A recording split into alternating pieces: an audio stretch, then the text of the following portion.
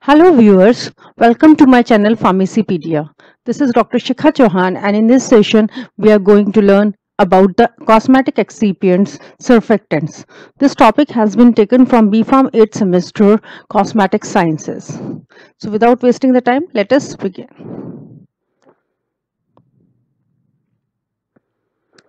So cosmetics are basically the substances which decreases the surface tension.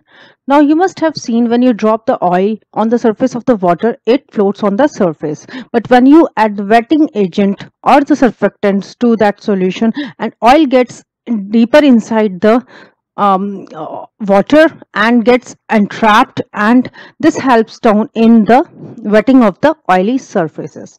So surfactants basically plays a very important role. You must have seen the surfactants are the major parts in the shampoos. So they basically decreases the surface tensions, helps in wetting down the substances, and then one important property of surfactants is the formation of colloidal sized clusters in solutions. These clusters are known as micelles. So micelles are basically very important in pharmacy because they help down in enhancing the solubility property of any substance. So not only the surfactants are responsible for wetting down, but also they have other properties, antimicrobial properties. So when you see the critically the structure of a surfactant, it comprises of a spherical shaped cluster out of which the hydrophilic ends are towards the outer side, and the inner side comprises of the hydrophobic tail. So they basically has the hydrophobic groups which has no affinity for the aqueous solvents, and hydrophilic group has an affinity for the water. So a molecular or ion that possesses this type of structure is termed as a amphipathic or amphiphilic structure. Coming down to the critical micelles concentration, so when a surfactant is actually placed in the water, it is added to the water, it forms a micelles at concentration above its CMC, critical micelles concentration. Then only they form the aggregates which are known as micelles. So in a micelles, the hydrophobic tails flock to the interior side and hydrophilic heads remain on the outer sides.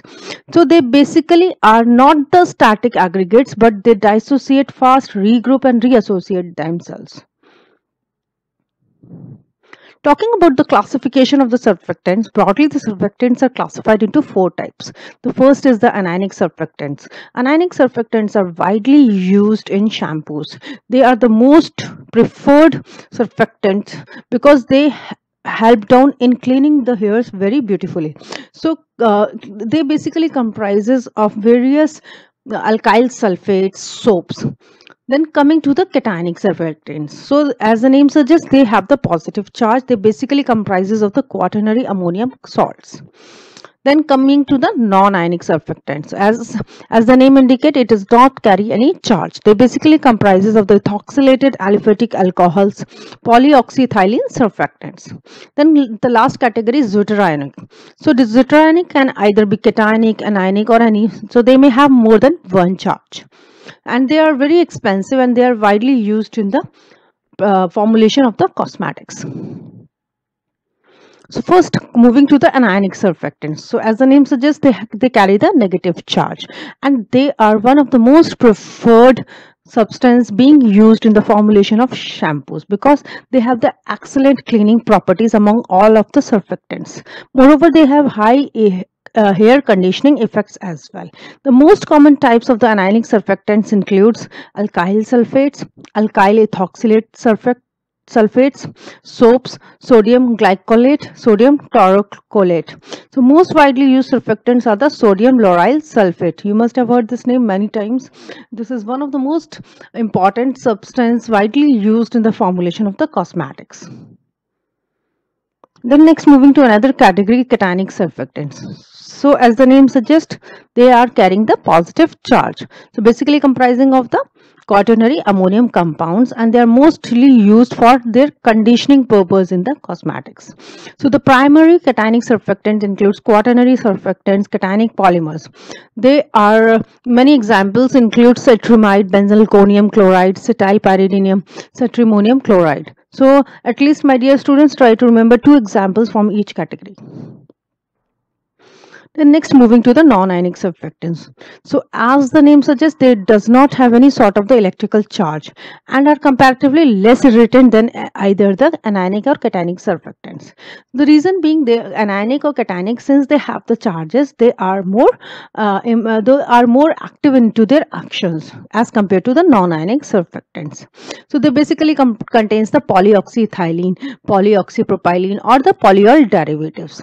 The hydrophobic part basically comprises of the saturated or the unsaturated fatty acids, and the non-ionic surfactants can be further classified as the polyol esters, polyoxyethylene esters, and polyoxamers. The polyol esters includes glycol and glycerol esters and sorbitant derivatives. The most commonly used non-ionic surfactants are ethers of fatty alcohols. Then the last category of the surfactant, which includes the deuterionic surfactants. So they are basically mild and they are particularly more suitable for the sensitive skins. So they can carry either the anionic, cationic, or the non-ionic in solution, depending on the acidity or the pH of the water. These surfactants may basically comprise of two charge groups of different signs. So they carry more than one charge. The positive charge is almost about the ammonium, but the source of the negative charge may be either carboxylates, sulfates, or the sulfonates. So these surfactants have the excellent dermatological properties. Talking about the properties of the surfactants, surfactants are one of the most widely used cosmetic excipients. They have the excellent properties. They have excellent wetting properties. They decreases the surface tension. Actually, when they decrease the surface tension, so it enhances the solubilization. You must have seen when you dip a new cloth into the water, it does not get wetted easily. But once you add the surfactant, it goes down and it gets wetted very fast. Another properties which are being utilized of the surfactants includes the emulsification, solubilization, foaming, conditioning, cleansing, and other special effects. So we shall be discussing them one by one. So with the very first property is the most important property of any surfactant is its wetting property. So they are widely used as in floor cleaners and they have the excellent wetting down properties. So this property is widely utilized in the formulation of shampoos in the cosmetics. Then coming to the solubilization, since they allow and they get wetted, the oily substance, whenever it is added to the water, it enhances the solubility of this. So they actually form the emulsions, and along with that it has an excellent foaming effect also. That is why foam is another characteristics of surfactant solution. So you will need surfactants if you want your product to foam out. So you must have seen whenever we think of any cosmetic formulation having the foaming properties like shaving properties, it must have the surfactants. Apart from that, the excellent surfactants also have the excellent conditioning effect. You must have seen the specialized cosmetics formulations like the conditioning shampoos. So there are different kinds of the surfactants which are used for like cleaning of the hair. They have the different category of surfactants. Anionic surfactants are widely used as a and they are best known for their cleaning effect. Similarly, the surfactants are also widely used in the conditioners. So those surfactants which have the long chain, they are widely used for their conditioning properties. Then apart from that cleansing properties, they have other special effect properties like their preservatives, antimicrobial effects. So surfactants are also widely used for their antimicrobial properties and their other preservative actions to increase their aesthetic appeal. So they can also be used as a thickening agent and also reducing the irritation and improving the formula stability. The HLB system tells about the properties of the surfactant. So this is how we predict out the different sorts of the surfactants. For example, water soluble have the solubilizing agents between 15 to 18. So higher the number, more is the hydrophilicity of the surfactant. Coming to the application part, as discussed earlier, they are widely used in wide number of the cosmetic products, including the foaming products like shampoos, conditionings, shaving creams, where they act and they because of their antimicrobial properties, they are also find their applications into the mouthwashes, and they are also used in the suppository bases. Also, they are widely used in the suspension aerosols, contact lens cleaning purposes, emulsifying agents, and they also find their applications in microbiology because they have the antimicrobial properties. Now let us try to have some few examples of the products whereby these surfactants are being included. So you can see this is the dandruff shampoo containing main ingredients like pyrethon zinc, and apart from that you must have seen the excipient part comprises of the sodium lauryl sulfate. So sodium lauryl sulfate is one of the widely used excipients in the shampoos, in the conditioners, in the foaming products. Apart from that, there are another examples like gels, shower gels. Now this is about the foaming soap. So they are also, because of their cleaning properties, they find their applications in the floor cleaning solutions. The one thing very important to understand is that they have their applications not into the cosmetic sciences but also the non-cosmetic products.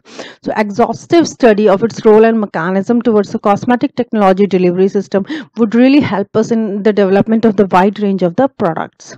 So narrowing down the research on each and every surfactant would certainly benefit the field of the cosmetic science. So my dear students, I hope you are now clear about the surfactants, the structure of the surfactants, the types of the surfactants, and the different applications of the surfactants. Thank you so much for watching my video. Please do like, share and subscribe to Pharmacypedia for getting further updates and information about the pharmacy content. Thank you so much.